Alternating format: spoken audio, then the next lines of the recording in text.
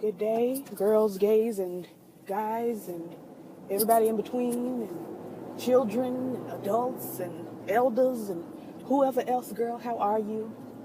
Happy Black History Month. Happiest of Black History Months. Every day, every month is Black History Month in my family, but, you know, we let the white people celebrate with us in February. Start this off by letting you know that I have curated a Black History playlist on Apple Music.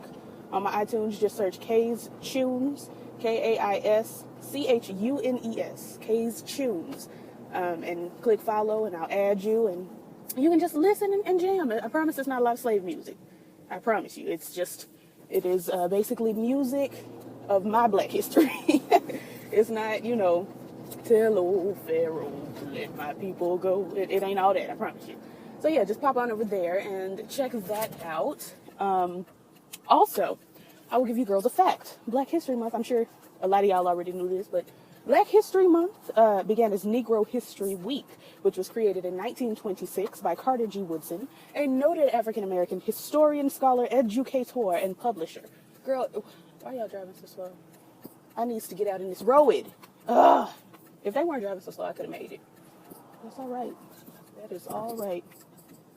Girl, and you, and you, and you. You're gonna let me in the street? Okay, sorry, I got thrown off. It became a month-long celebration in 1976. The month of February was chosen to coincide with the birthdays of Frederick Douglass and Abraham Lincoln.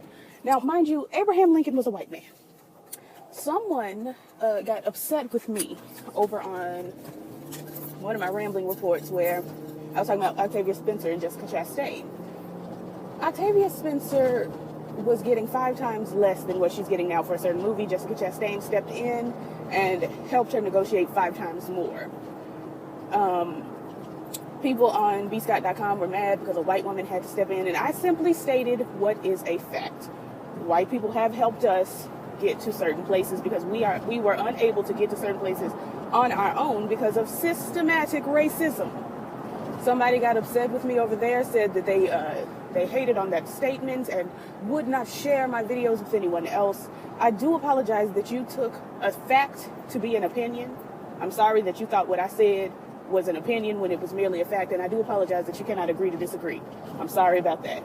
Now we're going to review Black Lightning. We're going to review Black Lightning because, listen, tired, sick, it's Black History Month, which is the month where I just say, girl, I let my attitude go full force in Black History Month. I do. So we're just going to pray for me, and we're just going to accept what God allows. Amen, amen. If I could find my notes, if I could turn with myself in my biblical notes over to Black Panther. Okay, so we're at LaWanda's funeral. LaWanda is the young lady from last week that took matters in her own hands and ended up perishing. She got shot several times. In the Chestiller area. Now she's gone on and we're at her funeral, and the Right Reverend Clifton Powell is eulogizing her. Why is there an 18-wheeler driving straight towards me? Straight towards me. Directly towards, right, get over. Because I'm not going to stop. If I have a head-on collision with an 18-wheeler that is driving straight towards me and I'm on the right side of the road, the money that I would get. Oh, I wouldn't die simply out of spite. I've told my mama before, if I have a collision with an 18-wheeler, I won't die for spite. I'll live and be mangled, but I'll live. And I'll let that driver see that you don't make stupid decisions out on this road. Now back to this. I do apologize. It's very rambling thus far. I'm going to try to rope myself back in. So while we at the funeral, Anissa's down at the junkyard, and she's working on, beating up washer dryer sets and carrying on. So she kicks the washer dryer, and it hurts. Some kind of way, honey, she comes to the conclusion that her strength is in her breathing. So she takes a deep breath and kicks it one more time, and it goes flying across the junkyard. And then she punches just a mound of trash, and like it starts to avalanche, and one gigantic thing, it looked like a motor or something, fell off the top. And I was like, girl, and she bent down. Instead of running, she ducked. Ma'am, you saw the thing shaking.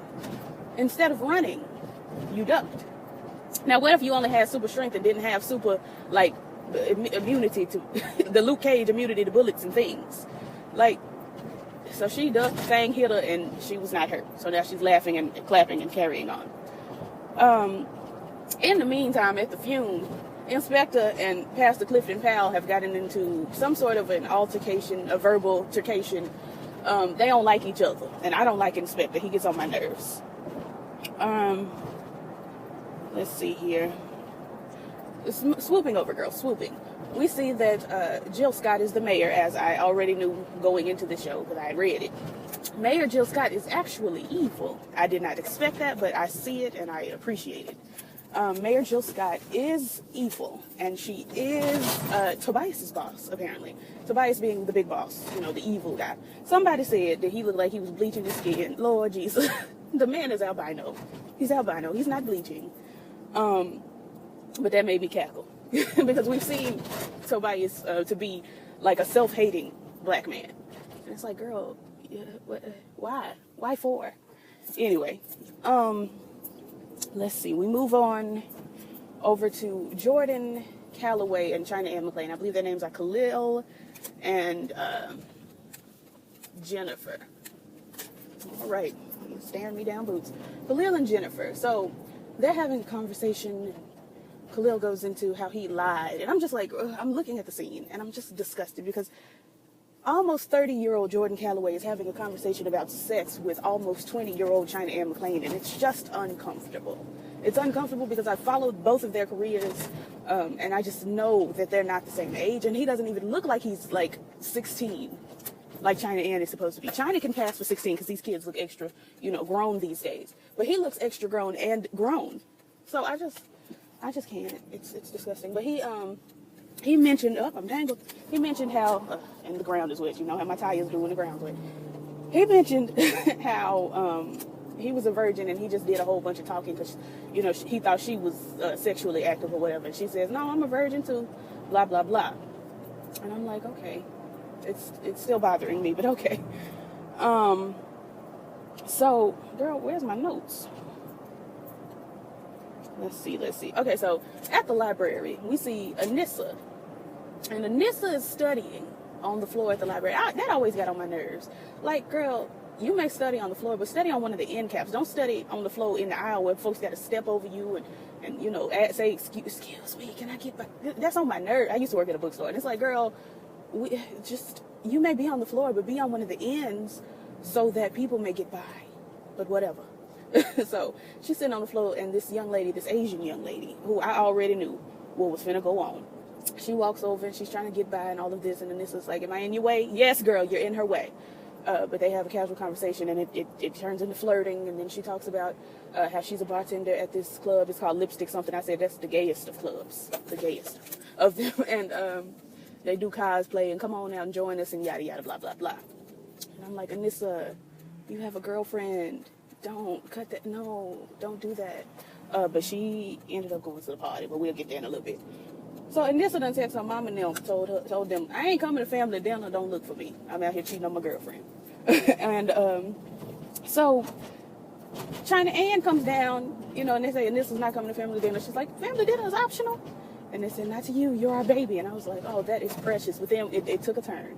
Because we sitting at dinner, and I'm like, oh, the parents, the baby, this is precious. And then the baby says, well, girl, I'm ready to have sex. So, and I'm like, over dinner? Lord? What in the world? Over the food? No. Jesus? No. Anyway, so they have a conversation, girl, about, you know, sleep with the one you love. All of this, that, and the other. And she's giving, how old were y'all? And these are questions I will never ask my parents. Because I don't want to know. I don't want to know. Why you blowing at me and I can't go nowhere? Niggas in the street. How see? Anyway, girl, so they are all quote unquote fine with her having sex with this boy on this coming Saturday. She done scheduled it on now. And you write down on the family calendar, we'll be having sex on Saturday. Do not disturb, I'll be home by curfew. Like, girl. Anyway, let me see. So little sister eventually is talking to big sister, and she's giving big sister's giving, girl, I can't believe you had done told our parents that. And little sister was like, well, I thought you would be there to back me up. And she's like, no, girl, I'm out here cheating on my girlfriend, can't be bothered with that. Little sister eventually is giving, okay, so I want to go to this march, I want you to take me to this march. Don't you come out here. Do not you do that. You stay right there. Amen. And big sister's like, girl, I don't even feel like marching no more. It ain't doing nothing. We ain't making no change. I'm not in the mood. And little sister's like, but girl, I'm just now getting into marching. You gotta take me. So she's like, all right, fine, cool, whatever. Let's see. We see Mama, is her name Lynn? I'm trying to catch names, y'all. Mama Neuroscience comes into Black Lightning's office, honey. I don't want to call him Scooter because I want to separate him, but he's just forever Scooter to me. She comes into Black Scooter's office and is giving, so we didn't handle that well. It was weird. And he's giving, yes, I'm glad that we didn't handle it well, because usually you handle these things well. I'm glad we were at a loss this time. And apparently they're going to take the girl to the doctor, check up and all of that, make sure everything's in order and carrying on. And then she slides in, well, with you becoming Black Lightning again, I think I should take a bigger role in the girl's life. And I'm like, what kind of backwards baby daddy mama is this? Like, why you ain't have a bigger role in your children's life? What kind of role have you had? We see you there all the time. I don't understand. But then she goes into, I think Jennifer should move in with me. And Black Scooter is like, the hell? You ain't taking my daughter nowhere. She knows where she lives, and she'll be there by curfew. Like, he was upset about it. And, girl, all in all, eventually she apologized, but we're going to get to that later. I'm like, hey, you apologize for wanting your daughter to come live with you? Okay, I guess, girl. So in the hallway, Black Scooter stops almost 30-year-old Jordan Calloway / Khalil and is giving, hey, boy, come here. So, how do you shower? He's like, well, shampoo, soap, rinse, repeat, the usual. And then what? Well, I don't have a mat, so I step out on the towel and, dry my feet, my legs, and then go on from there. Black Scooter's like, so you spend all your time in a dirty locker room with fungi and disgust. You come home, put your nasty fungus feet on the towel, and then you dry off the feet first and then the body. And I was kind of shook about that too. I was like, girl, get your important bits first. Do that first. But then he was like, so you want to have sex with my daughter this coming Saturday, and you gonna give her athlete's foot in the vagina? How very dare you? And he was shook down boots, and I was shook too. I was like, what kind of principal-student conversation? Don't this sound a little like something y'all should be talking about outside the school? But anyway, girl, so at the club, because I'm trying to finish this before I get to work. At the club, first thing I noticed was they were playing Don Rashad's Renegade, which is my jam, okay? Renegade, run away, renegade. I was like, okay, I could go to the club if that's what they playing. Usually at the club they playing Day Day and Lil B and Kevin Gates and all. I can't be bothered with that. So I got to go to the gay clubs where the girls are playing Don Rashad. But and honestly, that song was stuck in my head. It's still stuck in my head, but it was stuck in my head all last night. After I heard it, I was like, okay, Don. And then I'm trying to go to sleep, and I'm like, okay, Don. Okay. But so you see Anissa, and she's dancing down boots in some leather, honey, and a little bodysuit, whatever. She got this cute bob wig on, and I'm like, okay, yes, I like the wig. You better do. And girl, why are you slowing down? Anyway, so she dancing all up on Asian Bay, carrying on. Girlfriend busts through the doors of the club, walks up on Anissa and Asian Bay, and is giving very, so you supposed to be over there, we shall have overcoming, but you over here dancing with Asian Bay. What? And then they got, things got a little heated, and Asian Bay was like, girl, y'all take this outside. We're not finna do this in my club. We just not finna do that. So girlfriend goes outside, Anissa goes outside, girlfriend ends up giving her the key. It's over. And I was like, dang, we just found out about girlfriend last week. What in the world? But they have now broken up. So Anissa's back in the club, and what I didn't understand is it's supposed to be a reasonable time, but the club is closing. So is this a day club?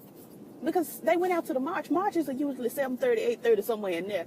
But the club was shutting down. The lights was up. The music was off. Whatever, though. And they're having a conversation, and she tells Asian Bay they done broke up, and Asian Bay is like, girl, I'm so sorry. And she's like, girl, it was over anyway. It's too many things going on. I was trying to hold on to a little bit of something because everything's changing, and I was holding on to something that wasn't working. And I was like, dang, that's deep. But if you knew that, why you ain't just fix it? Anyway, so yeah, she's cool with them being broken up, whatever. And I'm like, so now you're going to go with Asian Bay. Is that what this means? But anyway, they talk about Lord, powers and the march and carrying on. And what's her name? Anissa is like, girl, I think superpowers would be nifty because she got them. Asian Bay is like, I think saving the world would be lonely. And you can't tell your family. And then Anissa's like, because they will worry about you. And I'm like, girl, oh, if only you knew. Just go. I told my mama last night. I'm just all sorts of disheveled today. Who cares? I told my mama last night that if I had started developing powers and things, I would sit my parents down and say, now, parents, I seem to have superhuman strength. What is going on here?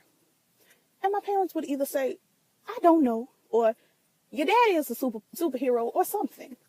But, girl, I couldn't be bothered. Let me see. So, over at Tobias is commissioning someone to shoot the Reverend, and the boy is shook up about it. He don't want to do it. And I'm like, but girl, you're a criminal. And Tobias even said, didn't you say you wanted to move up in the corporation, possibly take Lala's place? Well, this is what you must do. And dude didn't want to do it. So Tobias stabbed dude bloop, right in the hand. And I'm like, no, that looked like it hurt.